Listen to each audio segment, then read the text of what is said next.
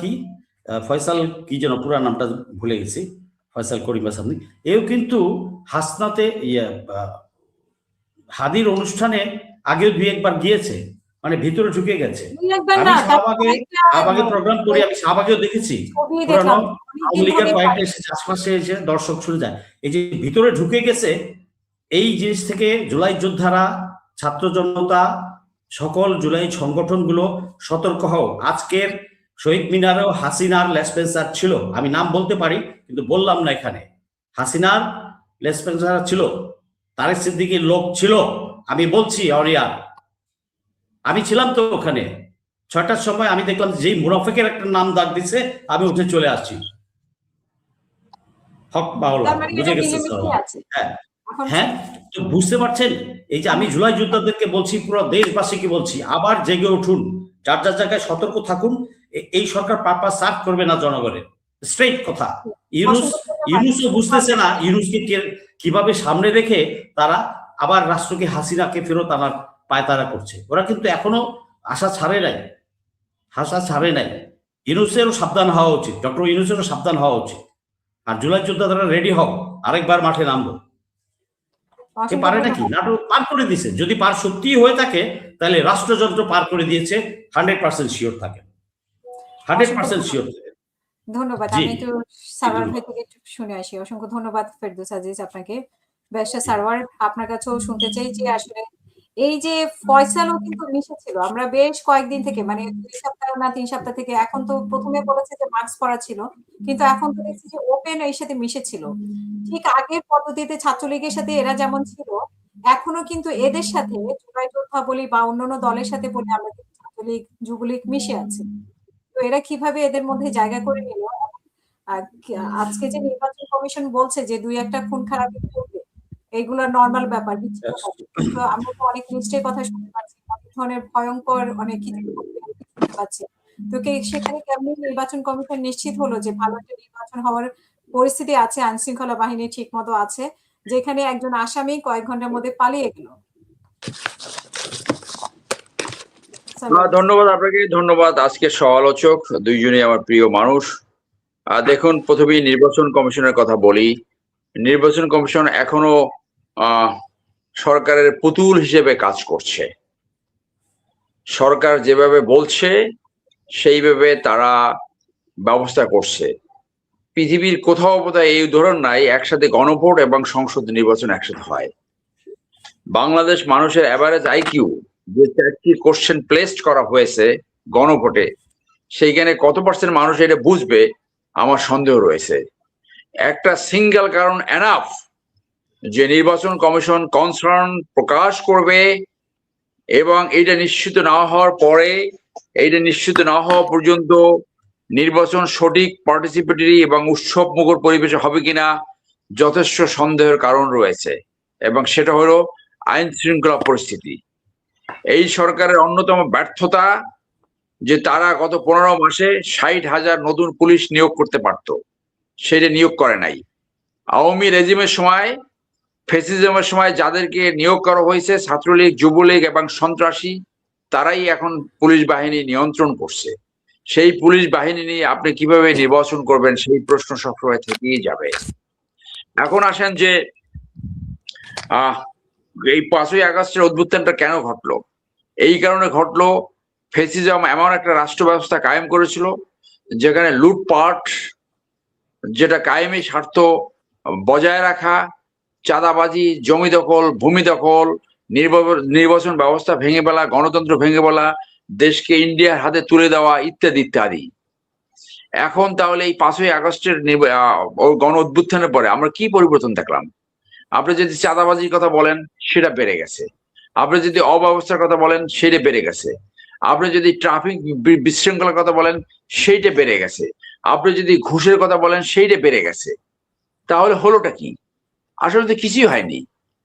তারা আসছে এখানে নাম লাগাইয়া কিছুদিন রাষ্ট্রীয় বেনিফিট এনজয় করে তারা চলে যাবে।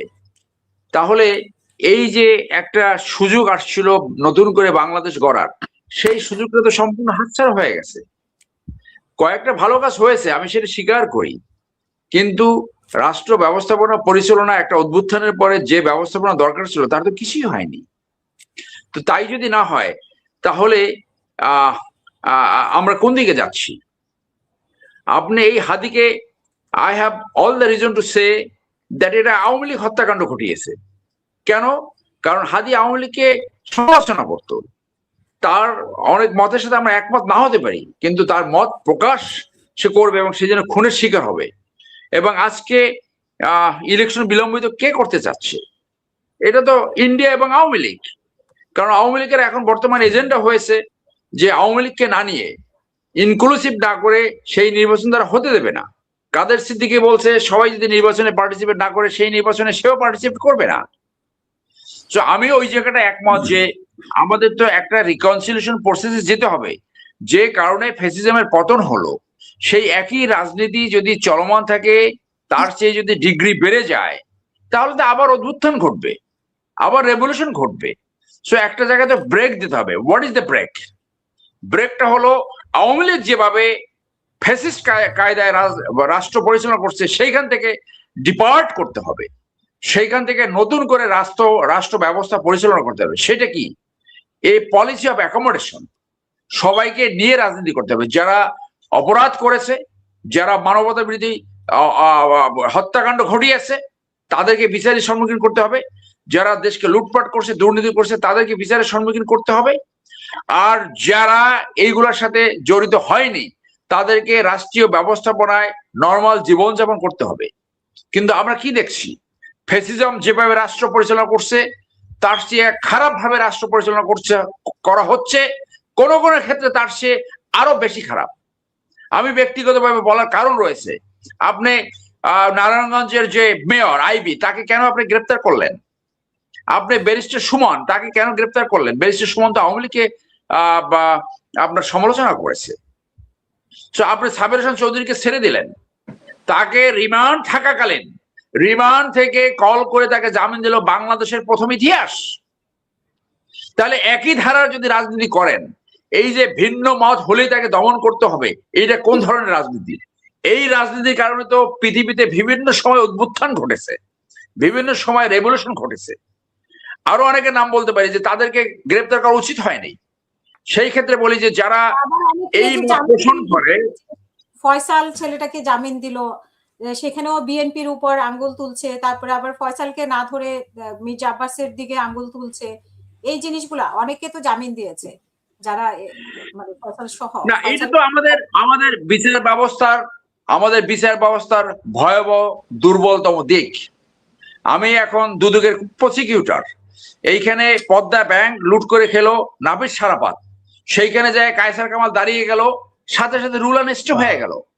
প্রধান বিচারপতি বললেন যারা সঠিক বিচার করতে, বিচারক যদি ভয় পায়, তার বিচারক হিসেবে বিচারকের আসনে আর থাকা উচিত হবে না। আমরা তো তা দেখছি না। এবং হাইকোর্টের রুল মানা হচ্ছে না। একটা কোর্টে যদি মোশন হিয়ারিং হয়, একটি মামলা যদি একবার শুনানি হয়, সেই মামলা আইদার রিজেক্ট করবে অথবা অ্যালাউ করবে। সেই মামলা করে কি টেক ব্যাক করে, যেটা supreme court rule, high court rule সেটা পারমিট করে না। একটা মামলা নিয়ে 6টা কোর্টে ঘুরতে থাকে, তখন কোনো না কোনো কোর্ট সেটাকে রিলিফ দেয়। এই আমার সাথে মিনিমাম 3টা অকেশনে কায়সার কামাল আসছে এই দুদকের মামলায়, প্রত্যেকটা মামলায় জজ সাহেব তাকে রিলিফ দিয়েছে, যেটা নর্মালি হওয়ার কথা না। নাফিস সারাফাত, যে শেখ হাসিনাকে তার মা ডেকেছিল, তার পালক পুত্র বলা হতো, এবং যে বেনজিরের সাথে একসাথে ব্যবসা বাণিজ্য করত, সেই কথা বলার পর সেই কোর্ট তাকে রুল অ্যান্ড স্টে দিয়ে দিল, তার অ্যাটাচমেন্ট ডিটাচ করে দিল। এই হলো আমাদের বিচার ব্যবস্থা। তো সেইখানে আমরা তো এখন দেখি, আমি নিজের চোখে দেখছি বিএনপির কতিপয় নেতা যারা হয়তো ইনফ্লুয়েন্সিয়াল, এই মুহূর্তে আরো হয়তো ইনফ্লুয়েন্সিয়াল হতে পারে, তারা তো কোনো বাদ বিচার করছে না, তারা দাঁড়ালেই রিলিফ পাচ্ছে। আমি ওই লয়ারকে দোষ দিচ্ছি না। যে কোনো ব্যক্তির লয়ার পাওয়ার অধিকার রয়েছে, সে যত বড় হেইনাস অফেন্ডার হোক না কেন, তার লয়ার পাওয়ার, আইনি প্রোটেকশন পাওয়ার এন্টাইটেলমেন্ট রয়েছে। কিন্তু এই বিচার হবে কেন যে আপনি চেহারা দেখে আপনি তাদেরকে রিলিফ দিবেন? এটা তো অগ্রহণযোগ্য। এটা তো ওই ফ্যাসিজমের সময় হয়েছে। সেই জন্য আমি বলবো যে এই যে পালাবার প্রসঙ্গটা আসছে, এইটা কিন্তু প্রকাশ পায় যে আমাদের আইন শৃঙ্খলা বাহিনী কত অদক্ষ। ফেরদৌস স্যার বলছে কিছু দক্ষতা আছে, হ্যাঁ আছে। যে India has become a safe sanctuary for the offenders, for the money launderers, for the criminals committed heinous criminal offense, যারা মানবতা বিরোধী অপরাধ ঘটিয়েছে তাদের একটা সেফ সেঞ্চুরি এখন ইন্ডিয়া হয়ে গেছে। কই আমাদের পররাষ্ট্র মন্ত্রণালয় তো কোনো আওয়াজই করে না। তো তাই যদি হয় তাহলে এই আমাদের দেশ থেকে যে পরেশ বড়ুয়া শহীদদেরকে দেওয়া হলো, কই একটা আসামি তো আমাদের দেশে ফেরত আসলো। এবং এটার একটা জবাবদিহিতা দরকার, এটা একটা জবাবদিহিতা দরকার যে if he has fled away, if he could fled away successfully, then there must be accountability. এই যে আইনশৃঙ্খলা বাহিনীর যে ব্যর্থতা, এটার কোনো অ্যাকাউন্টেবিলিটি আমরা দেখছি না। সেই জন্য বলছি এই একই কায়দায়, ফ্যাসিজমের কায়দায় যেভাবে গত 15 বছর রাষ্ট্র পরিচালিত হয়েছে, তার ইনএভিটেবল রেজাল্ট হইল শেখ হাসিনা পতন। পুরা বংশ সহ পুরা ক্যাবিনেট, অর্থমন্ত্রী, প্রধান বিচারপতি, খতিব সহ সব পালিয়ে যেতে বাধ্য হয়েছে। সেইটা রেজাল্ট হলো এটা। ফ্যাসিজম সৃষ্টি করলে কি হয় সেটা কনসিকুয়েন্স হচ্ছে এইটা। এই থেকে কি তারা কোনো শিক্ষা নিছে? সেই প্রসঙ্গে আমি বলবো, আনিস আলমগীরের কথার সাথে আমি একমত না হতে পারি। তাকে আপনি ঠুনকো মামলায় গ্রেপ্তার কেন করবেন? তাহলে ফ্যাসিজমের সাথে আপনার পার্থক্য কি হলো? আপনি খায়রুল্লাহকে বিচার করেন, তার অন্যায়ের বিচার করেন। ইয়েস, সে একটা দুর্নীতি করেছে, তার বাবা 18 কাঠা জমি নিয়েছিল রাজুক থেকে, সেই মামলাটা চেম্বারে। সেই তথ্য গোপন করে মিথ্যা হলফনামা দিয়ে আরো 10 কাঠা জায়গা নিয়েছে পূর্বাঞ্চলে, একেবারে সঠিক মামলা। কিন্তু তাকে আপনি খুনের মামলার আসামি করলেন কেন? Is there any person in Bangladesh who believes যে প্রধান বিচারপতি খায়রুল্লাহ তাকে খুন করেছে? এই আওয়ামী লীগ টাইপের মামলা কেন চলছে? Who is responsible? সেটা কেন করা হলো না? সেই জন্য আমি এই মতের সাথে সবসময় দ্বিমত পোষণ করব। আপনি যখন ফ্রিডম অফ এক্সপ্রেশন করছেন, আপনার স্পেসিফিক এলিগেশন ব্যতীত সিম্পলি ভিন্ন মতের জন্য কাউকে হয়রানি করা উচিত হবে না, সঠিক কাজ হচ্ছে না। এইগুলোই হইলো আওয়ামী লীগকে ফেভার করার ষড়যন্ত্র। এইটা করলে আওয়ামী লীগ এই বয়ানটা সামনে আনতে পারে যে আগে যা হয়েছে এখন তা হচ্ছে, অথবা তার চেয়ে খারাপ হচ্ছে। ভিন্ন মত পোষণ করতে দেন, যা খুশি তাই বলতে দেন, যা খুশি তাই করতে দেন। Unless that constitute a offense, you must not apprehend a dissident. কোন ভিন্ন মতকে আপনি দমন করতে পারবেন না, তাহলে আবার ওই ফ্যাসিজম সৃষ্টি হবে। সেই জন্য আমি বলছি আনিস আলমগীরকে মুক্তি দেন। আমি ব্যক্তিগতভাবে চিনি, সে স্রোতের বিপরীতে কথা বলে, থাকতে পারে কোনো ঘটনা থাকতে পারে। আপনি কেন তাকে গ্রেপ্তার করবেন? কি কথার উপর, কি কৃষির উপরে, কি তথ্য আপনাকে দেয় নাই? আপনি জিজ্ঞেস করেছেন, উনি উত্তর দেয় নাই, ফাইজলামি। অতএব ওই যে 15 বছরে যে আওয়ামী লীগের যে দোসর যারা রয়ে গেছে, তারা এই পরিস্থিতি সৃষ্টি করতে চাচ্ছে যে আওয়ামী লীগ যেভাবে রাষ্ট্র চালিয়েছে তার চেয়ে খারাপ ভাবে রাষ্ট্র পরিচালিত হচ্ছে। অর্থাৎ একইভাবে মিথ্যা মামলা হচ্ছে, একইভাবে ভিন্ন মত, একইভাবে সাংবাদিকদের কি করা হচ্ছে। সাবস্ট্যান্টিভ অফেন্স দেখাতে হবে, আদারওয়াইজ আবার ওই ফ্যাসিজমের দিকে যাচ্ছে। সর্বোপরি এইটুকু বললাম, যদি ইলেকশন হয়, এখনো ইলেকশনের সামনে বহু চ্যালেঞ্জ রয়েছে। ইলেকশনের মাধ্যমে যারা জিতবে তাদের সামনে সবচেয়ে বড় চ্যালেঞ্জ আসবে যে দেশ একটা গণতান্ত্রিক ভাবে ন্যায্যতার সাথে দেশ পরিচালিত হবে। চাঁদাবাজ, লুটপাট তন্ত্র, মাফিয়া তন্ত্র তারা বন্ধ করতে পারবে, আদারওয়াইজ একই রেজাল্ট ঘুরে পড়ে আসবে। ধন্যবাদ। অসংখ্য ধন্যবাদ ডক্টর মারুফ মল্লিক। যেটা বলা হয়েছে যে আজকে প্রধান নির্বাচন কমিশনার যেটা বলেছেন যে 2-1টা ঘটনা এরকম খুন খারাপি, অবশ্য 2-1টা খুন খারাপি এরকম ঘটতেই পারে এবং এগুলো বিচ্ছিন্ন ঘটনা সবসময় ঘটে। এটা বলে আসলে এই ঘটনাকে জায়েজ করা যাবে কিনা বা প্রমাণ করা যাবে কিনা আইন শৃঙ্খলা ঠিক আছে, যেমন আজকেই স্বরাষ্ট্র উপদেষ্টার ব্যাপারে পদত্যাগের ব্যাপারে এক ধরনের বিক্ষোভ হয়েছে, কিন্তু গতকালকেও স্বরাষ্ট্র উপদেষ্টা থেকেই আসলে যে ডেভিল হান্টের ফেজ 2 করা হলো একদিন আগে, গতকালকে না, গত পরশুদিন। এবং পররাষ্ট্র উপদেষ্টা আসলে উনি তো নথি স্বীকারই করেছেন একরকম, যেটা বেস্ট সারোয়ার উঠিয়েছেন, যে বন্দীদের ফেরত দেওয়া। উনি তো বলেছেন যে শেখ হাসিনাকে বা বন্দীদের যদি ফেরত না দেয় আমাদের কিছু করার নাই। তো সেক্ষেত্রে আমরা পররাষ্ট্র মন্ত্রণালয় বা কি বলবো আমরা ওনাদেরকে, মানে ওনারা ভারতের কাছে আসলে নত কিনা? অবশ্যই। জি, মারুফ মল্লিক শুনতে পাচ্ছেন? মারুফ মল্লিক ভাই মনে হয় আমাকে শুনতে পাচ্ছেন না। আমি একটু তাহলে ফেরদৌস ভাইয়ের কাছে যাই। আপনি কি আমাকে শুনতে পাচ্ছেন মারুফ মল্লিক ভাই? না, উনি মারুফ শুনতে ভাই, পাচ্ছেন মল্লিক না। ভাই। ফেরদৌস ভাই আপনি উত্তর দেন। আমার মনে জি হয় জি জি শুনতে পাচ্ছি। আপনি আমার কথা শুনতে পাচ্ছেন? হ্যাঁ হ্যাঁ শুনতে পাচ্ছি। আপনি আমার কথা শুনতে পাচ্ছেন? হ্যাঁ শুনতে পাচ্ছি। শোনা যায়।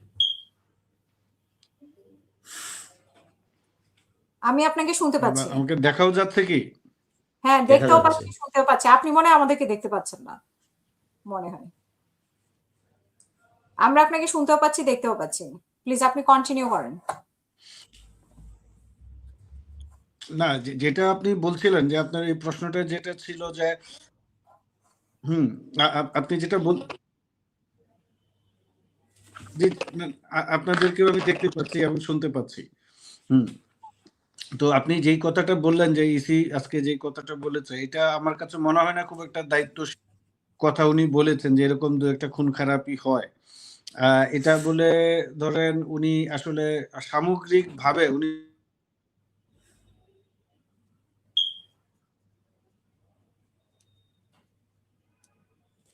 বাজ করবে নাকি? উনি বাজ তো পইরা উনি মাটির সাথে মিশে যায় নাই কেন? মিশে যাওয়া উচিত ছিল। কেন উনি কিভাবে বলে যে দুই একটা মারা যেতেই পারে? ভাই, রাষ্ট্রের নাগরিকের জীবন কি এত সস্তা? রাষ্ট্রের নাগরিকের জীবন এত সস্তা? তফসিল ঘোষণা হয়ে যাওয়ার পর আইন শৃঙ্খলা বাহিনী সব তার আন্ডারে। সেও তো এই হাদির গুলি লাগার পিছনে কিন্তু হত্যার অ্যাটেম্প নেওয়ার পিছনে কিন্তু সেও দায়ী। তাকেও আইনের আওতায় আনতে হবে। কেন? সে কি আইন শৃঙ্খলা বাহিনীকে নিয়ে মিটিং করেছে? সাথে সাথেই তো তার মিটিং এ বসার কথা। All security element, police, BGB, RAB, arm forces থেকে সবাইকে নিয়ে তার বসার কথা এবং ইনস্ট্রাকশন দেওয়ার কথা। একটা ইলেকশন হলে তখন হট্টগোল হয়, হাতাহাতি, বকাবকি হয়, ঝগড়াঝাটি হয়। তো ওনার তো এই জুলাইয়ের পরিবেশে যখন আমরা নতুন, যেখানে ডক্টর ইউনূস বলেছেন একটা মানে সবচেয়ে ভালো একটা নির্বাচন উপহার দিবেন, তো তার মানে কি he is not obeying the order of doctor Yunus insubordination. সে কি কি সে তো প্রোয়েক্টিভ না, ওনাকে ধাক্কা দিয়া সব শিখাই দিতে হবে। আর নির্বাচন কমিশনের যে সেট আপটা বসছে এটাই তো অযোগ্য, পুরা সেটটাই তো অযোগ্য। তো এই কথা বলার জন্য তাকে আইনের আওতায় আনা উচিত। কেন বলতে পারে যে সে এই করবে? কারণ এখন নিরাপত্তার দায়িত্ব কিন্তু তার হাতে তফসিল ঘোষণার পরে। তো এবং হাদি ছিল একজন সংসদ নির্বাচনের জন্য একজন প্রার্থী। তো একটা প্রার্থীকে হত্যা করার চেষ্টা করা হয়েছে। তো উনি নির্বাচন কমিশনার, প্রধান নির্বাচন কমিশনার হইতেই পারে। আর ওই যে আমার লালুগুলো আরেকটা আছে, লেসপেন্সার, আওয়ামী লেসপেন্সার আছে একটা, আমার লেফটেন্যান্ট জেনারেল কি নাম, জাহাঙ্গীর সাহেব, একটা অযোগ্য অথর্ব থার্ড ক্লাস ম্যাটেরিয়াল একটা আছে, আমারই বস। সামনে আসলে আমি সালাম দিব, বেয়াদবি করবো না। এখন আমি তাকে বলবো থার্ড ক্লাস ম্যাটেরিয়াল। জনগণের পয়সা খাইয়া আপনি ওখানে বসছেন, আমার রক্তের বিনিময়ে বসছেন, 2000 মানে শহীদের বিনিময়ে বসছেন, 35,000 পঙ্গুত্বের বিনিময়ে আপনি ওখানে বসছেন। আর আপনি হারামখোরের মতো কথা বলেন মিয়া, লজ্জা লাগে না? শেমলেস কোথাকার, ফেলফেলায় হাসে অপদার্থ। সে কিভাবে বলে যে হাদি তো নন পলিটিক্যাল? ও তার মানে কি?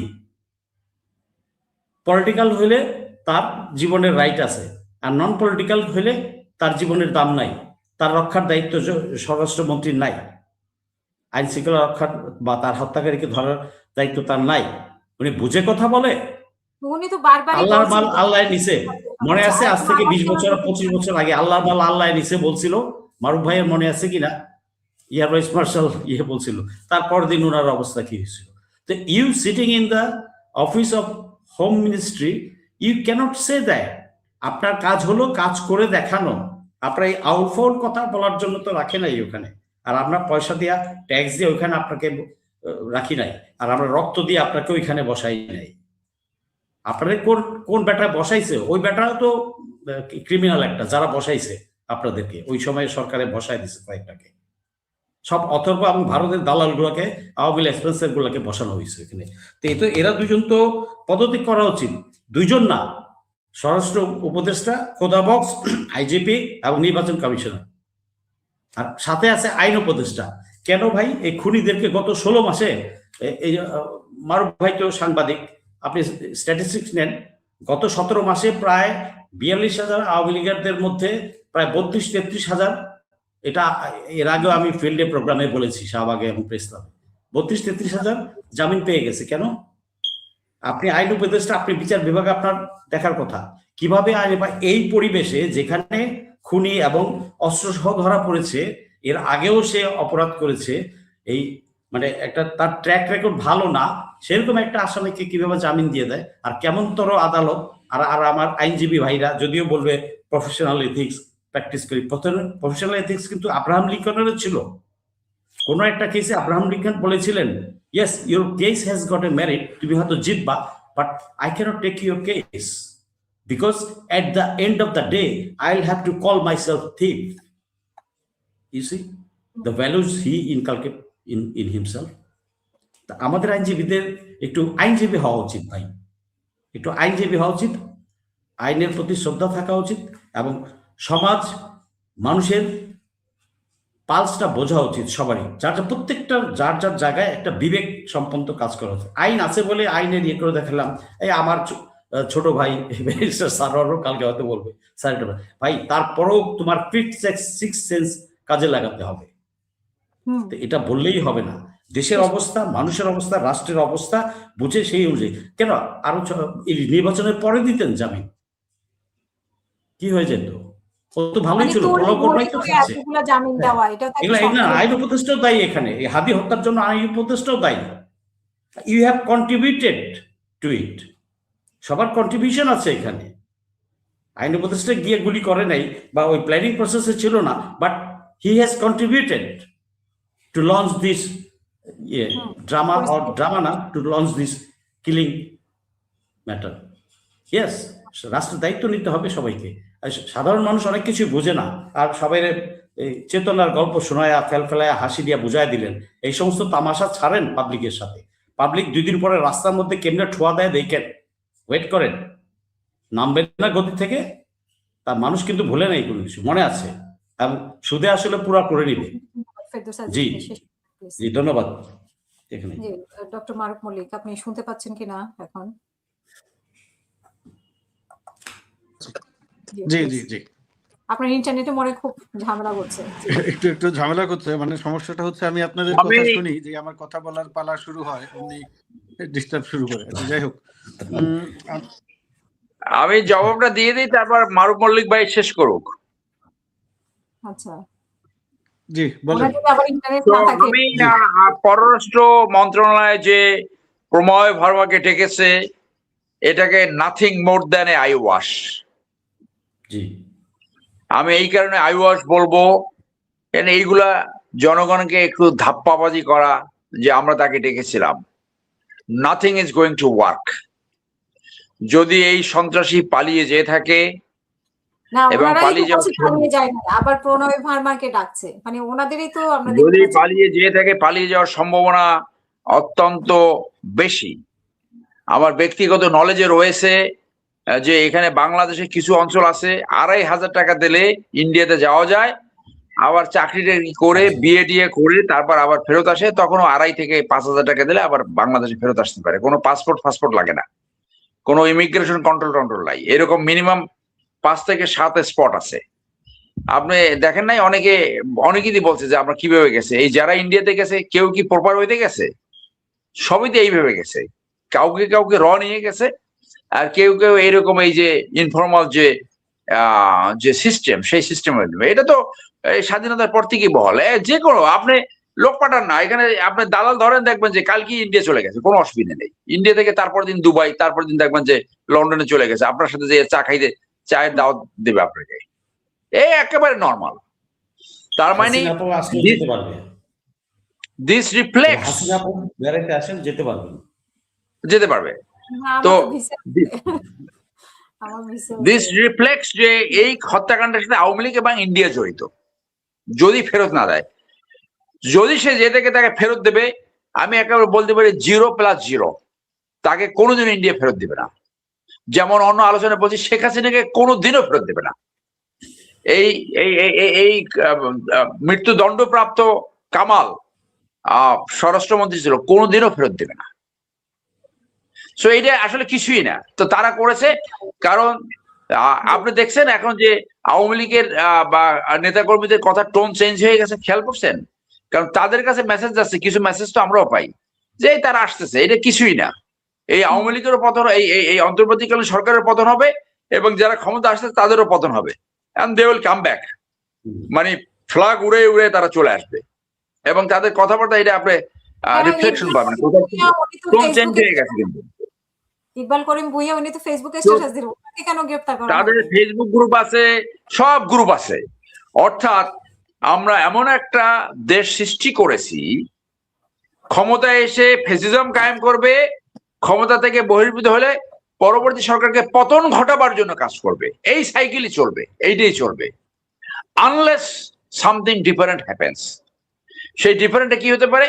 ওই সরকার আসতে হবে যারা সত্যিকারে গণতান্ত্রিক চর্চা, ন্যায্যতা, সুশাসন, ন্যায় বিচার নিশ্চিত করবে। এই যে আমার লোকের একটা কালচার, এই আমার লোক সৃষ্টি করা বাংলাদেশের প্রত্যেকটা সরকারের পতনের একটা বড় কারণ। যেই লোক আমার লোক হয়, ওই 2 নম্বর চরিত্রহীন, দুর্নীতিবাজ, মানি লন্ডারার, ভোগবাদী, ব্যাংক লুটার্স। এই এরশাদ সাহেবের আমার লোক ছিল, এই আমার লোক কিন্তু তাকে ঠেকাতে পারে নাই। হাসিনার আমার লোক ছিল, হাসিনার অনেক বাহিনী টাহিনী ছিল, হাসিনা কিন্তু ঠেকাইতে পারে নাই। এই অপদার্থ নেতৃত্ব সবসময় আমার লোক খুঁজে, দয়া করে আমার লোক খুঁজেন না। দক্ষতা, যোগ্যতা, সততা, দেশপ্রেমিক খোঁজেন, তারাই আপনার লোক হবে, তারাই আপনাকে প্রোটেক্ট করবে, যেটা প্রেসিডেন্ট জিয়া করেছিল। এই আমার লোক কারা খোঁজে? জঘন্য নেতৃত্ব, অপদার্থ নেতৃত্ব সবসময় এই আমার লোক খোঁজে। এই আমার লোকের কালচার থেকে বেরিয়ে আসতে হবে যদি দেশকে বাঁচাইতে চান, যদি আবার এই রেভলিউশনের ভিতরে না যান। এই শুধু এইটুকুই বললাম। আমি ফেরদৌসের সাথে কথার সাথে একটু দ্বিমত পোষণ করব। General Jahangir is a very professional এবং very honest person, out honest. Colonel Ferdous আর আমি একসাথে তার সাথে চাকরি করেছি। বলে ওনাকে অনেকে অনেস্টি ধুয়ে তো পানি খাবে না জাতি, ওই জায়গায় রেখে আসো, ওই জায়গায় রেখে আসো। এই জায়গায় জেনারেল জাহাঙ্গীর ইউনূসের জন্য, প্রফেসর ইউনূসের জন্য কাজ করতে পারছে না। কারণ নীতি নির্ধারণটা কে করে? নীতি নির্ধারণ করে আসিফ নজরুল, প্রফেসর ইউনূস, আরো কয়েকজন। বাটি ধুয়ে পানি খাওয়া না, এটা উপরের কথা। আপনার আপনার আপনার ওপিনিয়নকে আমি সম্মান করি, কিন্তু আমি দ্বিমত পোষণ করি। General Jahangir has the capacity to run this country. এই ইউনূসকে বাদ দিয়ে যদি তাকে আনা হইতো, তাহলে দেশের সে ভালো চলতো। Because I have seen him very closely. তিনি কাজ করতে পারছেন না, তিনি তার মেরুদণ্ড অত্যন্ত সোজা, তার হিউম্যান কোয়ালিটি এত উচ্চে, বাংলাদেশে 1% মানুষ তার মধ্যে হিউম্যান কোয়ালিটি আছে কিনা আমার সন্দেহ আছে। একটা কোথাও সুপারিশ করে নাই, তার সুপারিশ নাই। এখন মানুষ আশা করে একেবারে বাংলাদেশ একদিনে বেহেশত হয়ে যাবে, সেইটা হবে না। সেই পলিসিটা নেওয়া ছিল প্রফেসর ইউনূসের। সেই প্রফেসর ইউনূসের উচিত ছিল একটা রেভলিউশনারি সরকার গঠন করা। আপনি করবেন চারিদিক দিয়ে লুটপাট। আপনি দেখবেন ভবিষ্যতে এই অন্তর্বর্তী সরকারের যদি কোনো অনেস্ট অ্যাডভাইজার থাকে, দ্যাট ইজ জেনারেল জাহাঙ্গীর। আর বাকি অনেকের বিরুদ্ধে তো দুর্নীতির আমরা কথা শুনছি। অনেকের চেহারা এখন নাদিস নুদুস হয়ে গেছে। উপরে তৈল 1 ফোঁটা ফেলাবেন, পায়ের নিচে আপনি 4 ফোঁটা তৈল পাবেন। বুঝেন নাই? এখন স্যার রাগ হয়ে বলতেছে, উনি তো মানে কোরামিন চাচ্ছে, এখনই সবকিছু ঠিক করে ফেলাবে। এখনই সব ঠিক করতে হলে পলিটিক্যাল পার্টিগুলো ঠিক করতে হবে। পলিটিক্যাল পার্টি দুর্বৃত্তের বাইরে এসে জবাবদিহিতামূলক সংস্কার করতে হবে, গণতান্ত্রিক চর্চা করতে হবে। আদারওয়াইজ কোনদিন ঠিক হবে না। এই আপনি যা খুশি তাই তাকে বলতে পারেন, আমি তাকে বলবো না। He is a person out and out is ready for the performance of the assignment, কিন্তু পারছে না। আমি সেইভাবে দেখি, আমি জানি, আমার সাথে কয়েকবার কথাও হয়েছে। তো এখন আপনি আশা করেন বাংলাদেশে একসাথে এখন সৌদি আরব হয়ে যাবে?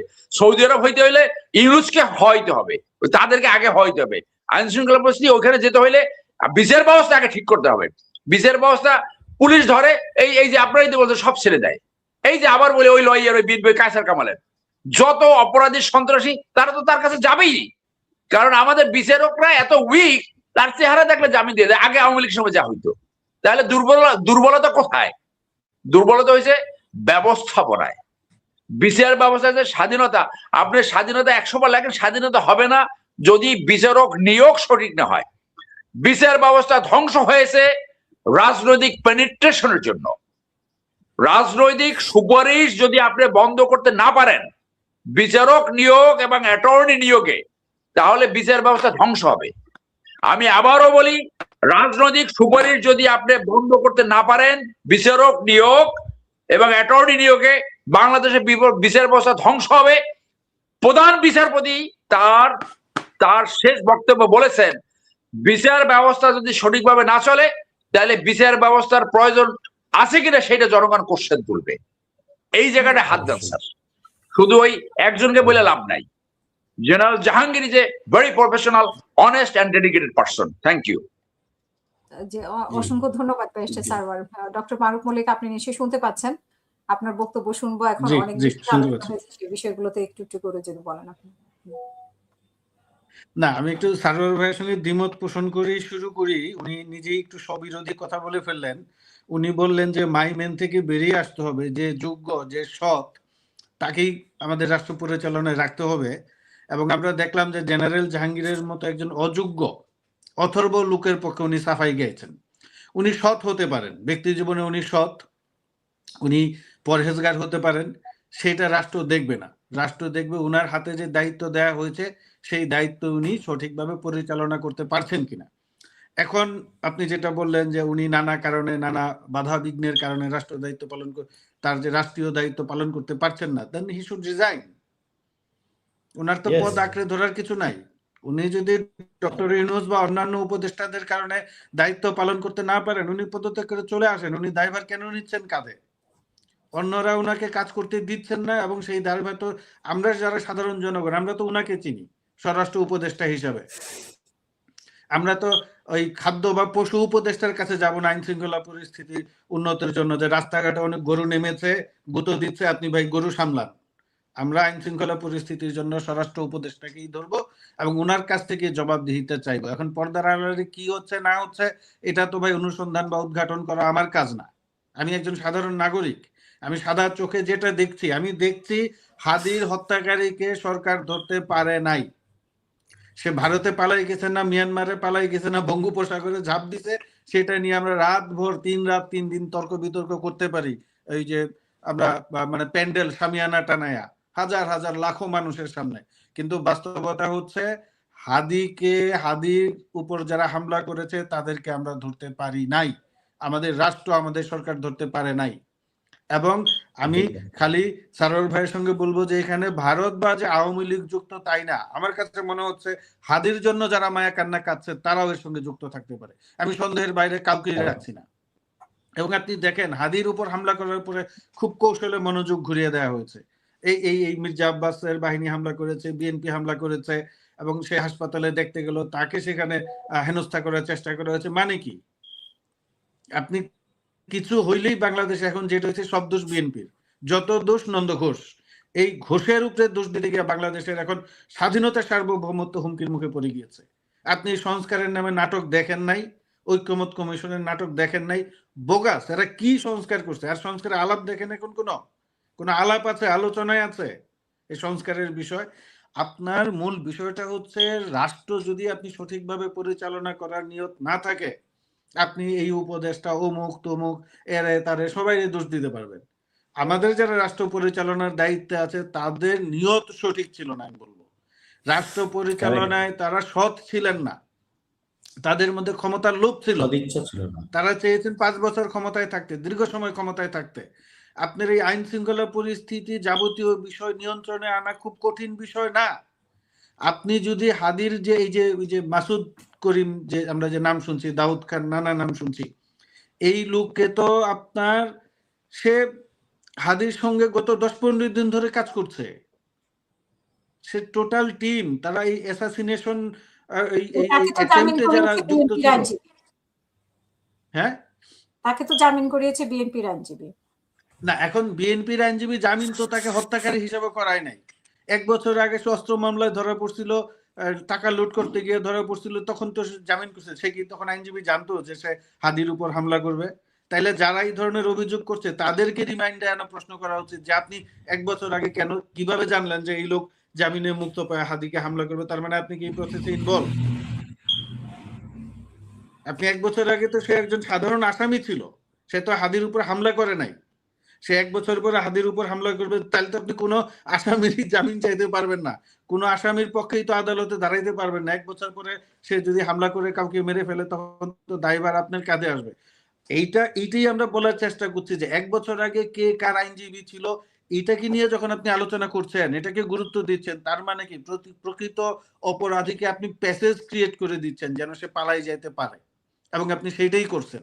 এই জন্য আমি বলছি যে এই হামলায় শুধু আওয়ামী লীগ এবং ভারতকে দোষী করলে হবে না। যারা ঘোলা পানিতে মাছ শিকার করতে চেয়েছে, যারা এই হামলাকে নিয়ে রাজনীতি করতে চেয়েছে, তাদেরকেও আসলে জিজ্ঞাসাবাদের আওতায় এনে আমাদের খোঁজ করে দেখতে হবে যে হাদির উপর হামলা করলো কারা। এটা কিন্তু ছেলে খেলা না। যেটা বলেছে এরকম যে একটা মির্জা আব্বাসের সাথে, এখানে কি আপনার জুমার ব্যবহারটা অস্বাভাবিক মনে হয় কিনা, যে নাকি ওই মুহূর্তে আবেগ প্রবণ হয়ে সে মির্জা আব্বাসের সাথে এই ধরনের ব্যবহারটা করেছে? আমার কাছে তো মনে হয় যে এটা আবেগ প্রবণ হয়ে, রাজনীতিতে তো আবেগেরও তো জায়গা নাই, আপনাকে রাজনীতিতে বাস্তববাদী হইতে হবে। এখন জুমার কাছে যদি কোনো প্রমাণ থাকে যে এইখানে বিএনপির লোকজন জড়িত, মির্জা আব্বাসের লোকজন জড়িত, সে প্রমাণ দিবে। আর যদি প্রমাণ সে দিতে না পারে, তাহলেও তাকে আইনের আওতায় আনতে হবে, কারণ সে মিসগাইড করেছে। ঘটনার পরপরই সে বিভ্রান্ত করার চেষ্টা করেছে। যদি তার কাছে সত্য প্রমাণ না থেকে থাকে, সেই পর্যন্ত তো কোনো প্রমাণ উপস্থাপন করতে পারে নাই, তার মানে কি সে কেন, কোন উদ্দেশ্য নিয়ে এসে আমাদেরকে বিভ্রান্ত করার চেষ্টা করেছে? যেখানে আধা ঘন্টার পরে আপনি এই মানে আধা ঘন্টা 1 ঘন্টার মধ্যেই তো তাদের হুন্ডার এই ছবি, আরোহীদের ছবি, তারপরে এরা যে হাদির সঙ্গে গত কয়েকদিন ধরে ক্যাম্পেইনে অংশগ্রহণ করছে, সব ছবি চলে এসেছে। এরপরেও যখন রিপিটেডলি যদি কেউ এই ধরনের কথা বলে, তাহলে তো মনে হবে যে সে ঘটনা থেকে দৃষ্টি অন্যদিকে ঘুরিয়ে দিয়ে সুবিধা নেওয়ার চেষ্টা করছে। আমি কেন বলছি যে হাদির উপর হামলাটা খুবই গুরুত্বপূর্ণ, গুরুতর, কারণ এইখানে সামনে আমাদের নির্বাচন। এখন নির্বাচনের আগে যদি এই ধরনের হামলা বা ধরেন এই ধরনের সহিংসতা শুরু হয়, তাহলে যারা নির্বাচন পিছিয়ে দিতে চায় তারা সুবিধা পেয়ে যাবে। এই কারণেই কিন্তু আমাদের এই বিষয়টা গুরুত্ব দিয়ে বিবেচনা করা উচিত, যে এটা এই সরকার করে নাই, এই সরকার করতে পারে নাই। সরকারের ব্যর্থতা বলেন, অথবা সরকার ইচ্ছাকৃত করে করেছে কিনা সেটা আমরা জানি না, কিন্তু সরকার কিন্তু ভালোভাবে এটা ডিল করতে পারেনি, এটা প্রমাণিত। সেইটা এখন না করতে পারে এইসব উদ্ভট হাবিজাবি কথাবার্তা বলছে। এবং আমার কাছে তো মনে হয় এই হাদির ঘটনা থেকে দৃষ্টি ফেরানোর জন্য আনিস আলমগীরকে আটক করা হয়েছে কিনা, সেটা নিয়ে তখন আমাদের মধ্যে সন্দেহ শুরু হয়েছে। একই দিনে আমরা দেখলাম যে মেজর আক্তার জয়েন করলো, মানে এটাও কি কোনো একই ব্যাপারে যুক্ত কিনা? না, সেটা মেজর আক্তার তার, না, আমরা এত ঘটনাকে কানেক্ট না করি। ধরেন নানা ধরনের ঘটনাই তো আপনার সারাদিন রাষ্ট্রে ঘটবে, সবগুলোর মধ্যে যদি আপনি ইন্টার কানেকশন খুঁজতে যান তাহলে তো মুশকিল। কিন্তু ধরেন আপনি আনিস আলমগীরকে আটক করা হয়েছে, আমরা ধরে নিলাম উনি সোশ্যাল মিডিয়াতে যে অভিযোগগুলো দেখা যাচ্ছে যে উনি ফেসিবাদের পক্ষে ছিলেন, আওয়ামী লীগের পক্ষে মতামত সম্মতি উৎপাদন করছেন, ধরে নিলাম যুক্তির খাতিরে, কথা সত্য। আপনার আরো অনেক সাংবাদিক আছে যারা এখন প্রতিদিন এই ঢাকা প্রেস ক্লাব, রিপোর্টার্স ইউনিটিতে ঘুরে বেড়ায়, যারা আওয়ামী লীগের পক্ষে সম্মতি উৎপাদন করেছে। কই, তাদেরকে তো ধরছেন না। আমরা তো কয়দিন আগে সামাজিক যোগাযোগ মাধ্যমে দেখেছি যে সাবেক প্রেস সেক্রেটারি নাইমুল ইসলাম খান ল্যাবেড হাসপাতালে গিয়ে চিকিৎসা নিয়েছেন। আমরা সত্য মিথ্যা জানি না, আমরা শুনেছি যে উনি কমিশনে লোক এনে বসুন্ধরায় কোন এক বাড়িতে বসে জমি বিক্রি করেছেন। এই ধরনের তথ্য তো সামাজিক যোগাযোগ মাধ্যমে ঘুরে বেড়াচ্ছে। তাইলে পরে এইরকম আওয়ামী লীগের লেসপেন্সার যারা আছে, এই যে ফেরদৌস ভাই তো বললেন, উনি নিজেই বললেন যে উনি আজকে সমাবেশে গিয়ে আওয়ামী লেসপেন্সারদের দেখতে পেয়েছেন। এখন আপনি আওয়ামী লেসপেন্সারদের কাউকে ধরবেন, কাউকে ধরবেন না, তখন তো বিষয়টা মতলববাজি হয়ে যায়। আপনি সিলেক্টেড কাউকে ধরে আপনি মনোযোগ ঘোরাতে, সাবধান হওয়া উচিত, ওদের নিজেদেরই ক্ষতি হবে। এরা যে বাইরে থেকে রদ্দি মাল, বাতিল মাল, আওয়ামী লীগ বাতিল মাল, পুরা বাতিল মালগুলাকে 2-3টা দলে আত্মীকরণ করা হয়েছে। ইভেন নতুন সৃষ্টি হয়েছে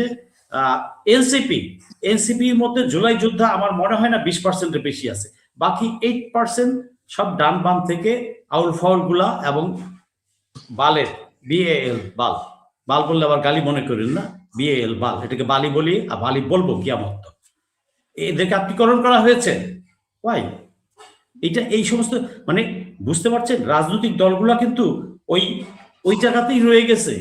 তারা কিন্তু এই যে এত বড় একটা বিপ্লব হয়ে গেল নতুন বন্দোবস্তের বাংলাদেশে, তাদের কালচারটাও চেঞ্জ করতে হবে, তাদের রাজনৈতিক চর্চা, ধারা, নিয়ম কানুন সবকিছু নতুন বন্দোবস্তে যে খাপ খাওয়াবে, সেই অ্যাডজাস্টমেন্টের জন্য যা কিছু করা প্রয়োজন সেটা কিন্তু তারা করছে না, তাদের ঘুম ভাঙছে না।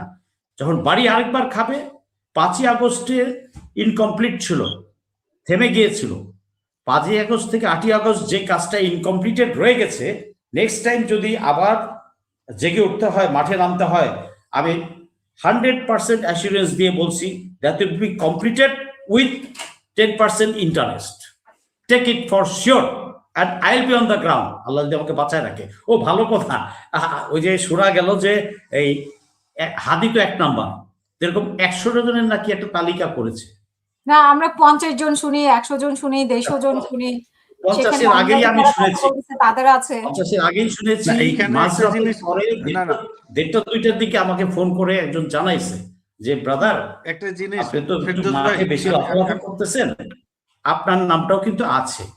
তাহলে আলহামদুলিল্লাহ, তারেক সিদ্দিকী 18 সালে ঘোষণা দিয়েছিল আমাকে মেরে ফেলার জন্য, তখন তো আল্লাহ বাঁচায় রাখছে। তো আলহামদুলিল্লাহ, আমি রাইট পথে থেকে যদি আমার মৃত্যু আসে, আলহামদুলিল্লাহ, আল্লাহ আমাকে কবুল করছেন। আমি 64 শেষ করে 65-তে পড়তে যাচ্ছি, তা আমার তো আফসোসের কিছু নাই। আর মৃত্যুকে ভয় পাইলে তো আমি আন্দোলনে যেতাম না, গলির সামনে যেতাম না।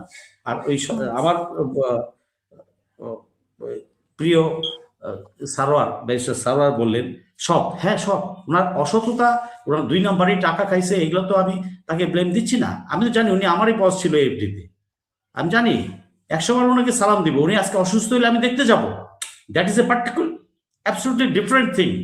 উনি যে চেয়ারে বসে আছেন আর আমি আমজনতা হিসেবে যেখানে বসে আছি, এখানে লিগালি আমি তাকে সমালোচনা করতে পারি এবং করব, না করলে বরঞ্চ আল্লাহর কাছে আমার হিসাব দিতে হবে, করাটাই এটা। আর সৎ হইলেই তো হয় না, সৎ তো অনেক হিজড়া ছিল আমার কলিগ, কয়টা আসছে আন্দোলনে, কমফোর্ট জোনে বসেছিল, গলফ খেলছে, রাও ক্লাবে বৈশা ফান্ড করছে। আপনার ওই সততা দিয়ে দেশের কোনো কাজ হবে না। আপনি যখন রাষ্ট্রের কোনো পর্যায়ে কাজ করছেন, তখন আপনার মেরুদণ্ড শক্ত হবে, বোল্ড, ডাইনামিক হতে হবে। আপনি ওই চেয়ারের জন্য ফিট না, আপনি হয়তো সমাজ কল্যাণের জন্য ফিট হইতে পারতেন, ভালো কথা, সবার সাথে গিয়ে সমাজ কল্যাণ করেন, কিন্তু সর্বস্বের জন্য আপনাকে ডেলিভারি দিতে হবে। তো at the end of the day you have to give delivery, যে আমি এটা চাই, পাবলিককে ওটা দিতে হবে আপনার। আর আপনি না পারলে 2 জন সহযোগী নেন না কেন? তো এগুলো কিছু ধোপে টিকবে না। আর আইন, এই যে আইন বিভাগ যে কি জিনিস, এটা তো এক ডিস্ট্রিক্ট জাজকে বলছিলাম রিটায়ার্ড, যে ভাই, মানুষ ওই নারায়ণগঞ্জে যায় না দেহের জ্বালা মিটাইতে, এক সময় ছিল, তো মানুষ ওই পট্টির চেয়েও খারাপ বলে আপনাদের ওই বিভাগকে।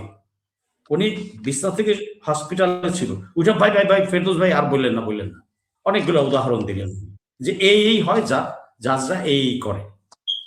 তো কি বলবো, কাগজ কলমে স্বাধীন হইলেই বিচার বিভাগ স্বাধীন হবে না, বরঞ্চ আরো মানে স্বেচ্ছাচারী তৈরি হবে, ওখানে বিচার আরো কোটিতে বিক্রি হবে। এখন যখন ঘুষ ডাবল হয়ে গেছে, চান্দা ডাবল হয়ে গেছে, তখন ওই পাড়ায় আদালত পাড়ায় বারান্দাতে হাইটে গেলে পয়সা দিতে হয়। সাংবাদিক ভাই একদিন আমার সাথে চলেন, বারান্দাতে হাইটে গেলেও এই দপ্তরি ধরে, ও ধরে পেশকার মুস্কার সব ধরে, সবাই ধরে। দেশটা ঠিক করতে হবে। আপনি বিচার বিভাগ হন আর বিচারপতি হইলে বললেন কন্টেম্পট অফ কোর্ট, রাত্রের বেটা কন্টেম্প্ট অফ কোর্ট, জনগণ যে রায় দিবে সেটাই রায় হবে, কুষ্টি কিলাই কন্টেম্প্ট অফ কোর্ট। অনেক ধন্যবাদ ফেরদৌস আলী ভাই। জি, জি, অসংখ্য ধন্যবাদ। ধন্যবাদ। ডক্টর মারুফ মল্লিক, আমি মেজর আক্তারের কথা জিজ্ঞেস করছিলাম যে বিএনপিতে উনি 5 বার বহিষ্কার হয়েছে, এখন কি মনের দুঃখে উনি একজন মুক্তিযোদ্ধা হয়ে যেই জামাতকে উনি উঠতে বসতে গালি দিতেন, তো আসলে বিএনপির সাথে কি হয়েছিল শেষে, মানে বিএনপিতে যোগ উনি না কিসের করা বা মুক্তিযোদ্ধা, কোথায় যুদ্ধ করেছেন উনি, কোথায় মুক্তিযুদ্ধ উনি করেছেন উনার রঞ্জন যেটা সাহেব? হচ্ছে আপনার আমার কাছে যেটা মনে হচ্ছে, আমি একজন সাধারণ মানুষ হিসেবে যদি বিশ্লেষণ করার চেষ্টা করি, রাজনৈতিকভাবে মেজর আক্তার আসলে দেউলিয়ায় পরিণত হয়েছে। হ্যাঁ, উনি এতবার বিএনপি থেকে বহিষ্কার হয়েছেন, আবার সেই নাকে খত দিয়ে বিএনপিতে ফিরে গিয়েছেন। বিএনপির রাজনীতি যদি উনার পছন্দ না হয় তাহলে উনি বিএনপি করবেন না, উনি নতুন দল করবেন, আলাদা দল করবেন, এটা তার ব্যক্তিগত স্বাধীনতা। কিন্তু তাকে তো কেউ 5 বার বহিষ্কার করা হয়েছে, মানে সে বারবার বহিষ্কার করার পরে আবার বিএনপিতে ফিরে গেছেন, এটা রাজনৈতিক দেউলিয়াত্বের প্রমাণ। এবং বর্তমানে জামায়াতে ইসলামী যেই রাজনীতি করতেছে, এটা তো চরম দেউলিয়া একটা সংগঠনে পরিণত হয়েছে। এরা কি বলে, কখন কি বলে তার ঠিক নাই। এই যে 14 ডিসেম্বর শহীদ বুদ্ধিজীবী দিবস ছিল, তারা একদম কোরাস করে মিথ্যাচার প্রচার করা শুরু করছে যে পাকিস্তান 14 ডিসেম্বর শহীদ বুদ্ধিজীবীদের হত্যা করে নাই। আরে পাকিস্তানে নিজেরা স্বীকার করছে, তাদের যে বই পুস্তকে দেখবেন এগুলা নিয়ে, ওদের অনেক বই পুস্তকে দেখবেন এগুলা নিয়ে লেখা আছে, জেনারেল নিয়াজির বই তো আছে যে রাও ফরমান আলী এরা ইনভলভ ছিল, এরা তো এখন বলছে। সেই জায়গায় জামাত ইসলামী বলছে যে না, 71 নিয়ে আপনার কথা বলা যাবে না, এবং তাদের মতো করে যুদ্ধ অপরাধ ছিল না, তারা স্বাধীনতা বিরোধিতা করেছে, এই 71 স্বাধীনতা যুদ্ধ ছিল ভারতের যুদ্ধ। নানা ধরনের আজে বাজে কথাবার্তা, মিথ্যাচার করে তারা যে রাজনৈতিকভাবে বাংলাদেশে, আমি মনে করি যে আমাদের রাজনৈতিক স্থিরতা, এই যে আমরা যে এতক্ষণ ধরে আলাপ করলাম, ফেরদৌস ভাই বললেন, সারওয়ার ভাই বললেন, এই যে আমাদের যে পলিটিক্যাল কেওস, সুশাসন নাই, গুড গভর্নেন্স নাই, এটা কবে হবে? আমি পরিষ্কার ভাবে মনে করি বাংলাদেশ যেদিন এই আওয়ামী লীগ এবং জামায়াতে ইসলামীর হাত থেকে মুক্ত হবে, ওই দিন বাংলাদেশে গণতন্ত্র প্রতিষ্ঠা হবে, সুশাসন আসবে, এর আগে না। এই আওয়ামী লীগকে আমরা ভাগাইছি দেশ থেকে, আমরা যুদ্ধ করে রীতিমতো সংগ্রাম করে ভাগাইছি, এই স্বাধীনতা বিরোধী অপশক্তিকেও আমাদের ভাগাইতে হবে। এই জামাত যতদিন বাংলাদেশের রাজনীতিতে আছে ততদিন আপনি শান্তিতে থাকতে পারবেন না। এটা হচ্ছে রাজনৈতিকভাবে জামাত এবং আওয়ামী লীগ ভিন্ন আদর্শ ধারণ করে, তারা পোলের অপোজিটে অবস্থান করে, কিন্তু চরিত্রের দিক থেকে একদম সেম, একই রাজনীতি, তারা ফেসিবাদী রাজনীতি ফলো করে। এবং দেখবেন গত 15-17 বছরে আওয়ামী লীগের প্রপাগান্ডিস্টরা সোশ্যাল মিডিয়ায় যা করেছে, এই জামাতের প্রপাগান্ডিস্টরা দে আর ডুইং সেম। একইভাবে 5ই আগস্টের পরে তারা ডেলিবারেটলি বিএনপি কে নিয়ে আক্রমণ করে কথাবার্তা শুরু করেছে, কিন্তু তারা তো বিপ্লবের সপক্ষের শক্তি, সে কেন বিএনপির বিপক্ষে কথা বলতে যাবে? বিএনপির যে অপশাসন আছে, দুঃশাসন আছে, চাঁদাবাজি আছে, সেটার জন্য জবাব দিবে দেশের জনগণ, ভোট কেন্দ্রে মানুষ তাদেরকে জাজ করবে। তা আপনার তো, তারা প্রত্যেককে তার কর্মফল ভোগ করতে হবে, বিএনপি যা যা করবে তার কর্মফল ভোগ করবে। কিন্তু জামাত যেটা করেছে, ইনিয়ে বিনিয়ে মিথ্যাচারিতা, এদের মিথ্যার কোনো শেষ নাই। আমি নিজেও তাদের প্রপাগান্ডার শিকার। আমি গিয়েছিলাম জাহাঙ্গীরনগর বিশ্ববিদ্যালয়ে জাকসু নির্বাচনে দেখতে, সেখানে তারা প্রথম যেই কাজটা করলো, আমি গেলাম পর্যবেক্ষক কার্ড আনতে, তারা আমার সেই ভিডিও ছড়াই দিয়ে বললো আমি ইলেকশন ইঞ্জিনিয়ারিং করতে গিয়েছি। আরে রাতের বেলা শত শত মানুষ, তারাও তো ছিল ওখানে, শিবিরের সভাপতি ছিল না, তার সঙ্গে তো আমার কথা হয়েছে, তাহলে ও কি ইলেকশন ইঞ্জিনিয়ারিং করতে গিয়েছে? নো, সেও জানে আমিও জানি। কিন্তু তারা এই যে ইসলামের নাম ধরে, ইসলামের লেবাস ধরে যে মুনাফিকি করে, মিথ্যাচারিতা করে, এইটা আমি মনে করি তাদের জন্য চরম পরিণতি অপেক্ষা করছে। আমরা যদি রিলিজিয়াসলি জিনিসটা বিবেচনা করি, মুনাফিকদের পরাজয় একদম নিশ্চিত, এটা থেকে কোনো মুক্তি নাই। এই ইসলামের লেবাস ধরে তারা যে মিথ্যাচারিতা, মিথ্যার রাজনীতি, এই সঠতার রাজনীতি করছে, এটা থেকে তাদেরকে এটা পরিণতি ভোগ করতেই হবে। এটা আমি আপনি করলেও ভোগ করব, আমাদের জন্য সেই পরিণাম অপেক্ষা করবে। এবং তারা আরো যেটা করেছে, এই তাদের বিভিন্ন পেজ থেকে আমি নাকি 50 লাখ টাকা চাঁদাবাজি নিছি।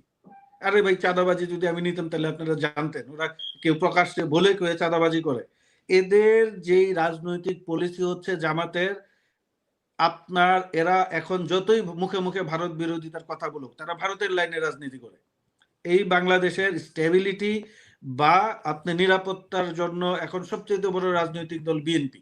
বিএনপি যদি আপনার অপরাধ করে, আপনার নানা ধরনের অনিয়ম করে, তাইলে আপনি তো প্যারালাল পলিটিক্যাল পার্টি তৈরি করেন, যেটা হইতে পারতো এনসিপি, কিন্তু এনসিপি তো ফেল করছে, এনসিপি পারে নাই।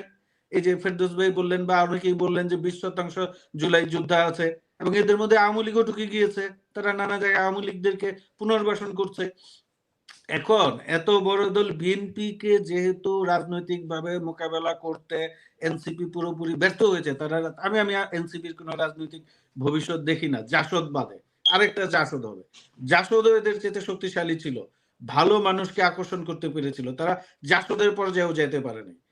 এখন তাদের এই ভারতের লক্ষ্য হচ্ছে বাংলাদেশের সবচেয়ে সুসংগঠিত বড় দল বিএনপিকে কাবু করা। আপনি যদি বিএনপিকে এখন দুর্বল করতে পারেন, বিএনপিকে ছত্রভঙ্গ করতে পারেন, বিএনপিকে আপনি অপ্রাসঙ্গিক করতে পারেন, তাহলে ভারতের যে প্রভাব আওয়ামী লীগের ফিরে আসার সুযোগ বাড়বে। সেই কাজটা মাঠ পর্যায়ে এই কাজটা করে দিচ্ছে জামায়াতে ইসলামী। তা এখন এই দলে মেজর আক্তাররা যাবে, এটাই তো স্বাভাবিক। এই দলে ভালো লোকজন যাবে বলে তো মনে হচ্ছে না। আপনার এই যে আপনার যে প্রশ্নটা বললেন মেজর আক্তার কেন জামাতে গিয়েছে, আমার মনে হচ্ছে সেই গ্র্যান্ড পলিসি এন্ড স্ট্র্যাটেজির পার্ট হিসেবে মেজর আক্তার জামাতে ইসলামীতে জয়েন করেছে। এইখানে আপনার বাংলাদেশে যারা বাংলাদেশ পন্থী দল আছে, আমি ভারত বিরোধী, পাকিস্তান বিরোধী, মায়ানমার বিরোধী টার্মিনোলজিতে যাব না, যারা প্রকৃত বাংলাদেশ পন্থী দল তাদেরকে ঘায়েল করার জন্য বাংলাদেশে যারা ভালো চায় না তারা সক্রিয় হয়েছে, এবং তাদের হয়ে মাঠে এই জামাত সহ অন্যান্য যে দলগুলো আছে তারা কাজ করছে। আমরা আওয়ামী লীগকে প্রতিরোধ করেছি, আওয়ামী লীগকে মোকাবেলা করেছি, এখন হচ্ছে এই যে নব্য ফেসিবাদ, এই ভারতপন্থী দল জামাতকে আমাদের প্রতিরোধ করতে হবে। তাদেরকে যদি আমরা প্রতিরোধ করতে না পারি, আমরা যে ইনসাফের রাষ্ট্র, কাঙ্ক্ষিত যে সুগণতন্ত্রের দেশের যে স্বপ্ন আমরা দেখি, সেটা আসলে আমরা পাবো না। সেজন্য আমি মনে করি 5ই আগস্ট আমাদের বিপ্লব শেষ হয় নাই, আমরা বিপ্লবের প্রথম ফেজে উপনীত হয়েছি। সেই ফেজে আমরা এই আওয়ামী লীগকে পরাজিত করেছি, দ্বিতীয় ফেজে আমাদের এখন এই জামাতকে পরাজিত করতে হবে। এই স্বাধীনতা বিরোধী যারা বাংলাদেশের স্থায়িত্ব অস্তিত্বে বিশ্বাস করে না, মুক্তিযুদ্ধে বিশ্বাস করে না, মানুষের স্বাধীনতায় বিশ্বাস করে না, তাদেরকে পরাজিত করতে হবে। তাহলে আমরা আমাদের এই 5ই আগস্টের বিপ্লব সফল হবে। অসংখ্য ধন্যবাদ। জি ব্যারিস্টার সারোয়ার, শেষ করবেন আপনি, শেষ বক্তব্য। আমি ছোট করে বলি, আলোচনা বাড়ালে আবার অনেক দীর্ঘ হয়ে যাবে। যে মেজর আক্তার 5 বার বরখাস্ত হয়েছে, এবং মারুফ ভাইয়ের কথায় যে আবার পদলেহন করে দলে গেছে, তো সর্বশেষ তার স্ট্যাটাস ছিল সে বিএনপি থেকে বহিষ্কৃত। So he has a right to join or not to join anywhere. আবার যারা সমালোচনা করে তাদের সমালোচনার অধিকার রয়েছে, it is up to the people. But আমি মনে করি যে আওয়ামী লীগের ভুলের কারণে আওয়ামী লীগ এখন বিলীন হয়ে গেছে, ফেরত আসার চেষ্টা করছে, এবং আওয়ামী লীগ টাইপের রাজনীতি, যেটা বিএনপির অনেক নেতারা বলেছে, মহাসচিব সহ, যে আওয়ামী লীগ টাইপের রাজনীতি আওয়ামী লীগের মধ্যেই পরিণতি ডেকে নিয়ে আসবে, এটাও আমাদের বলতে হবে। এবং 4টা বড় ধরনের রিস্ক রয়েছে যে বিএনপি বড় ধরনের বিপদে পড়বে 4টা জায়গা যদি তারা সঠিকভাবে অ্যাড্রেস না করে। ফার্স্ট, আওয়ামী লীগ টাইপের রাজনীতি ওই একই প্যাটার্নের, যে আগে খাইছে ওরা, এখন খাবো আমরা, সেটা যতভাবে আপনি ডিফেন্স দেন না কেন। 2, ভারতীয় পদলেহনকারী রাজনীতি। 3, নেতৃত্বের দুর্বলতা। 4, জিয়াউর রহমানের পলিসি ফেরত না আসা। এবং সর্বশেষ, এই মাইম্যান সৃষ্টি করা অন্য কোনো কারণে প্রয়োজন হবে না। একটা দল এইটা যদি তারা অ্যাড্রেস না করে, তারা ভয়াবহ বিপদের দিকে পড়তে যাচ্ছে। সো মেজর আক্তার সে কি করবে না করবে সেটা তার personal choice. As long that is a lawful party, as long that is a legal party, people has a right. But আমি যেটা সর্বশেষ বলতে চাচ্ছি যে এই আওয়ামী লীগের ভুলের কারণে এবং বিএনপি যদি একই ভুলের ভিতরে ঢুকে, there is a clear symptom that Islamist politics is coming in the front. তো যারা দুর্নীতিমুক্ত সমাজ গড়ার পলিসি গ্রহণ না করবে, মাফিয়া তন্ত্র মুক্ত রাজনীতি না করবে, যারা ক্রনিক ক্যাপিটালিজম পরিহার না করবে, যারা আওয়ামী লীগ টাইপের রাজনীতি করবে, সেই রাজনীতি বাংলাদেশের মুক্তির রাজনীতি নয়। ওই জায়গাটা আমাদের অ্যাড্রেস করতে হবে। ধন্যবাদ। অসংখ্য ধন্যবাদ। যে না, মেজর আক্তারের ক্ষেত্রে একটা কথা যেটা উঠেছে যে উনি মুক্তিযোদ্ধা হয়ে উনি জামাতকে তো অনেক ধরনের গালিগালাজ করতেন। আপনার কোনো আইন আছে নাকি যে মুক্তিযোদ্ধারা যেতে পারবে না? এখানে কোনো আইন আছে? এটা তো পার্সোনাল চয়েস। একটা রাজনৈতিক দল, শোনেন, রাজনৈতিক দলগুলোর ভিতরে বিভিন্ন ধরনের গ্রুপ, উপগ্রুপ থাকে। একটা গ্রুপ থাকে অত্যন্ত সচেতন ভালো নেতা, আর একটা গ্রুপ থাকে ভালো নেতা, তারা কথা বলে না, শুধু শুনে যায়, চুপ করে বসে থাকে, গো উইথ দ্য ওয়েন্ড। হ্যাঁ, আর একটা গ্রুপ থাকে একটু মাইল্ড সমালোচনা করে, ক্রিপিং করে, আর্মির ভাষায় ক্রিপিং, নিজের যদি সন্তুষ্ট না হয় তারপর বিভিন্ন জায়গায় কথা বলে। আর এক গ্রুপ আছে বিদ্রোহ করে, আর একটা গ্রুপ আছে ভয়ঙ্কর, একেবারে গোলাম এবং দাস। এই গোলাম এবং দাসরা কখনই নিজের দলের ভুল তাদের চোখে পড়ে না। আওয়ামী লীগ চুরি করলে চুরি, বিএনপি চুরি করলে চুরি না। আওয়ামী লীগ অপরাধ করলে অপরাধ, বিএনপি অপরাধ করলে অপরাধ না। আওয়ামী লীগ ধর্ষণ করলে ওইটা সমালোচনা করবে, নিজের দলে একই অপরাধ করলে সেটা সমালোচনা করবে না। এই গ্রুপটা দলের জন্য সবচেয়ে ডেঞ্জারাস। তারা দলকে পতনের সবচেয়ে বড় কারণ হয়ে দাঁড়ায়। সো তারা লাথি খাবে, চোবার খাবে, থাপ্পড় খাবে, কিক খাবে, তারপরে বলবে আমি তো এই দলের নেতা কর্মী, কারণ ওদের আত্মসম্মান বোধ নাই। তো তারা মনে করে যে তারা যেভাবে 5 ওয়েটে একটা দলে থাকতে চায়, মেজর আক্তার সেটা কেন করে না? মেজর আক্তার সেখান থেকে ডিপার্ট করেছে। মেজর আক্তার সেখান থেকে ডিপার্ট করেছে। What is the problem? না, এখানে সারোয়ার ভাই, না সারোয়ার ভাই, এখানে একটা প্রশ্ন আছে। মেজর আক্তার 5 ওয়েটে থাকতে চেয়েছে কি চায়নি এটা আমরা দেখেছি। উনি ছিলেন ফেসিবাদের দূষর। এই শেখ হাসিনার আমলে উনি বিদ্যুৎ কেন্দ্র নেয় নাই, সেটা আপনার বলা অধিকার রয়েছে। দুর্গার সঙ্গে তুলনা করে নাই, না, সেইটা আপনার সমালোচনা করার অধিকার রয়েছে। সৌভাগ্য। শুনেন সারোয়ার ভাই, আমাদের যেটা হয়েছে, আমরা 5ই আগস্টের পরে অত্যন্ত শান্তিপূর্ণ সহনশীল রাজনীতি করেছি। মেজর আক্তারের সৌভাগ্য এখন উনি বাংলাদেশের রাজনীতি করতে পারছেন।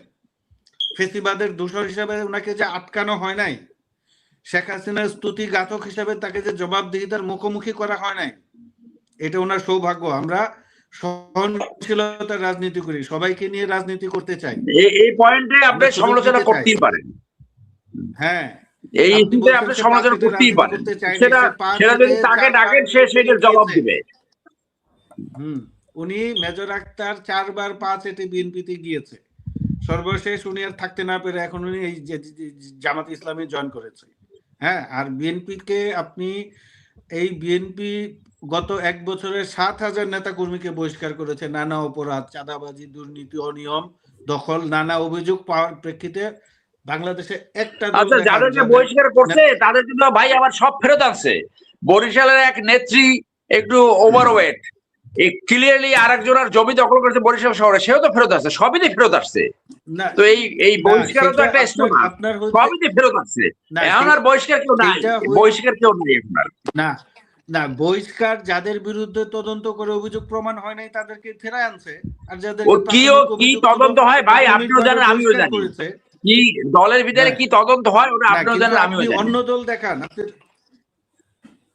না, আপনি অন্য দল দেখান। আমি আপনার এই মতের সাথে একমত।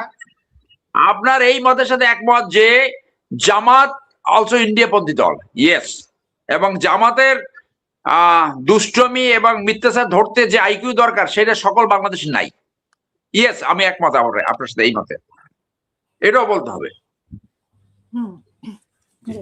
অসংখ্য ধন্যবাদ। সেটা তো আমরা বলছি, কিন্তু আপনার যেটা প্রশ্ন হচ্ছে, আমরা যেটা বলছি, কিন্তু আপনার ভুলের কারণে যদি জামাত আসে, ইসলামপন্থী দল আসে, সেইটাও আমাদের খেয়াল রাখতে হবে। তাহলে আপনার কি, আপনার জন রাজনীতি করতে হবে, জনকল্যাণের রাজনীতি করতে হবে।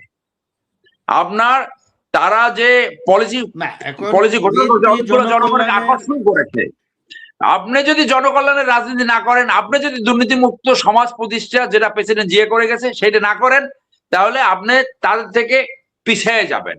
এবং সেইখানেই একটা ইসলামিস্ট রাজনীতি জাগরণের একটা সুযোগ সৃষ্টি হয়ে যাচ্ছে। বিতরণ তো অনেক দূরের কথা, সুযোগ সৃষ্টি হয়ে যাচ্ছে। কি করবে কি করবে না, না, আপনি তো বিএনপি কে সুযোগ না দিয়েই আপনি জাজ করে ফেলছেন যে বিএনপি আসলে দুর্নীতি করবে, অন্যায় করবে, অনিয়ম করবে।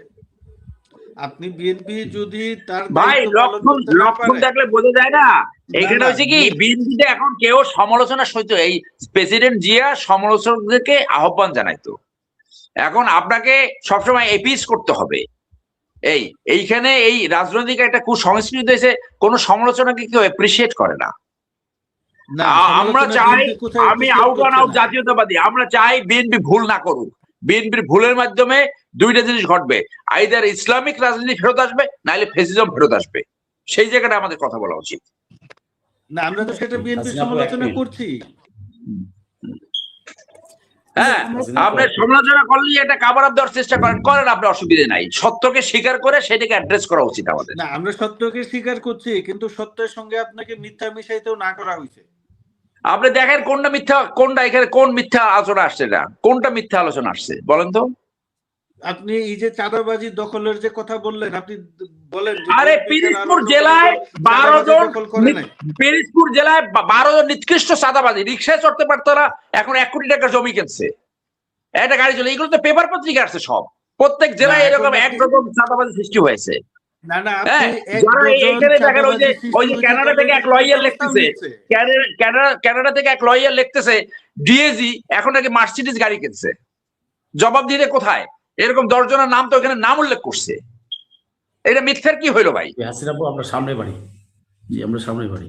জি, হাসিনা আপু, আমরা শেষ লাস্ট এক মিনিট আমি না, নিতে না, পারি। আপনারা যেটা করছেন বিএনপি কে আপনারা প্রপাগান্ডার একদম মুখে ফেলে আমরা দিয়েছেন। বিএনপিকে ভালো জায়গায় দেখতে চাই। আমি বিএনপি যে এই দলের জন্য জেল খেটেছি, এই দলের জন্য জেল খেটেছি।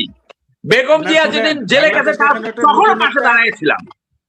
এই জায়গাটা আমি কখনো একমত হই না। শুধু অ্যাপিজমেন্ট পলিসি, শুধু অ্যাপিজমেন্ট পলিসি। নো, বিএনপিকে কনস্ট্রাকটিভ সমালোচনা করতে হবে। বিএনপিকে কনস্ট্রাকটিভ সমালোচনা করতে হবে।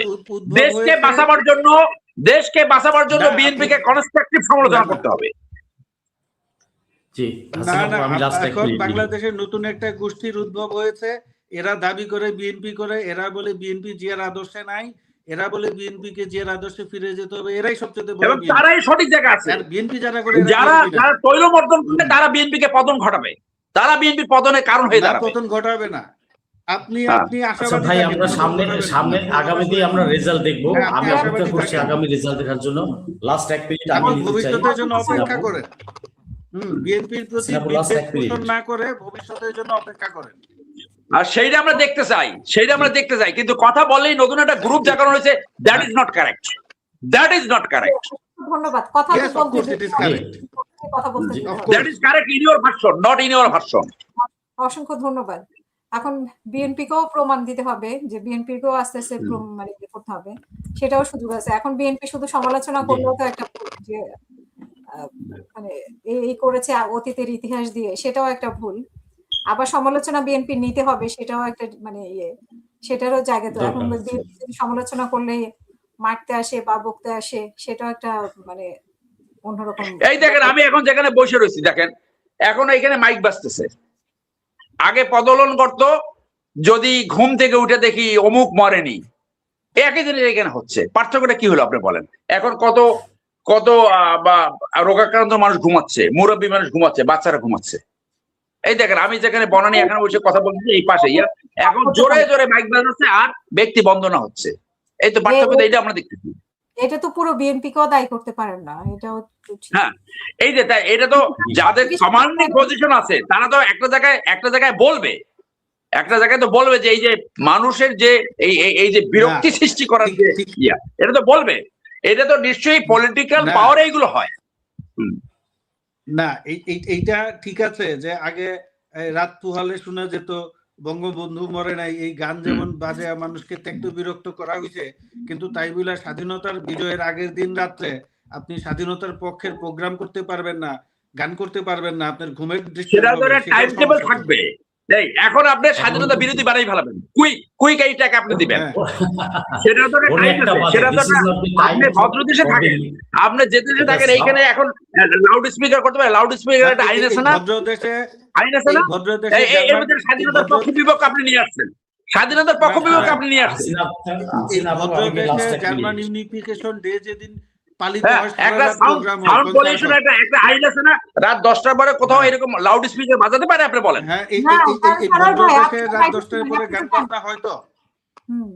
হয় আপনি তো সেটা তো জানেন- লিমিটেড জায়গায়, সেটা তো অডিটোরিয়ামের ভিতরে। না, লিমিটেড না, আপনার এইখানে কনসার্ট হয় জার্মান ইউনিফিকেশন ডেতে, এই নভেম্বরেই হয় আপনার সারা জার্মানিতে সারা রাত কনসার্ট হয়, প্রত্যেকদিন হয় না। আপনি না, ইউকে এখন তো সাউন্ড সারা পলিউশন রাত যা হয়, গান সারা হয়, রাত যে এরকম আপনার day আছে। এই Just নানা করে। মাইক বাজায় যে আরো অনুষ্ঠান করে, এখন সেগুলো একদিক বন্ধ দিয়ে করে হবে রাখেন। যাত্রা, আরেক দিক দিয়ে হবে এই মানুষের মানে they have no regards to the people. না, এখন উনি সারোয়ার ভাই, জার্মানির উদাহরণ নিয়ে আসছে। বাইরে থেকে day জার্মানি আছে, কালচার আর বাংলাদেশি কালচার কি এক? এখানে এটা হয়, এটা তো আপনি তো বলেন এই ভদ্র দেশে হয় কিনা। স্বাধীনতার প্রোগ্রামের নামে যে চাঁদাবাজি হয়, সেইটাকে দায়িত্ব রয়েছে রাজনৈতিক দলের সেটাকে বন্ধ করা, বলতে পারেন সেটাকে সারা বন্ধ করা। এটাও বন্ধ করতে হবে, এটাও বন্ধ করতে হবে। ইয়ে আছে, জি। মানে শেষ আছে, ডে আছে, ঠিক আছে? সেটা ইউকেতেও আপনি দেখে গেছেন, কিছু কিছু ডে আছে যে সারা রাত ধরে মানে ইয়ে হয়, আয়োজন হয়, যেমন 31st হয়, তারপরে সেটা তো Christmas-এ একটা লিমিটেড জায়গায়, মনে করেন আমরা টাইম স্কোয়ারে গেলাম, সেইখানে হইলো। এটা তো পুরো ঢাকা শহর ধরে প্রত্যেক পাড়ায় পাড়ায়, সেটা তো একটা লিমিটেড জায়গায় মানুষ জানে যে এখানে একটা অনুষ্ঠান হবে, সমস্ত রাত যা খুশি তাই করুক। Yes, people is right. এটা তো প্রত্যেক পাড়ায় পাড়ায়। এইখানেও তো পাড়ায় পাড়াতেই তো উৎসব হয়, সারা রাতই তো ওটার গান জন্য বাজনা আলাদা হয়। একটা এক্সপোজিশন এরিয়া থাকে, একটা কনসার্ট এরিয়া থাকে, আচ্ছা, লেক যাই হোক, এরিয়া, আমরা দ্যাটস শেষ আ করবো। Different thing. ওটা ইউরোপে অনেক আমি ধন্যবাদ 1 বছর আপনাকে। ছিলাম, মিশন করেছি। ওটা ওটা হবে না, দ্যাট হ্যাজ এ ধন্যবাদ ডিফারেন্ট আপনাকে। পার্টিকুলার। আফ্রিকাতেও ছিলাম, এক্সপো একটা আলাদা ইয়ে ছিল, হান্ড্রেডস অফ বার ছিল ওখানে, ক্লাব ছিল, দেশি লোকাল ইয়ে ডিস্কো সবই ছিল। সো ওটা একটা আলাদা এরিয়াই থাকে। পিপলস লাইফকে যাই হোক, ডিস্টার্ব এটা করাটা এটা ঠিক না, আমরা এই কালচার থেকে বেরিয়ে আসতে চাই। যাতে এটা প্রতিটা এরকম- দলের জন্যই এই মেসেজটা আমি দিতে চাই। জি, আমি যদি হাসিনা আপু, আমি যদি লাস্ট 1 মিনিট নেই, নিতে পারি? আচ্ছা, সেটা হচ্ছে যে রাজনৈতিক দলগুলা তাদের চর্চা করুক, যে পারে জিতুক, বাট বৈধভাবে কোন সাথে আমরা নতুন রাজনৈতিক সংস্কৃতির চর্চা করুক, এটাই আমরা রাজনৈতিক দলগুলোর কাছ থেকে আশা করব। আমি আশা করব, আমি কিন্তু রাজনীতির কোনো দলের না। আচ্ছা, আমি একজন জুলাই যোদ্ধা, আমার পরিচয় জুলাই যোদ্ধা, এর বাইরে কিছু না।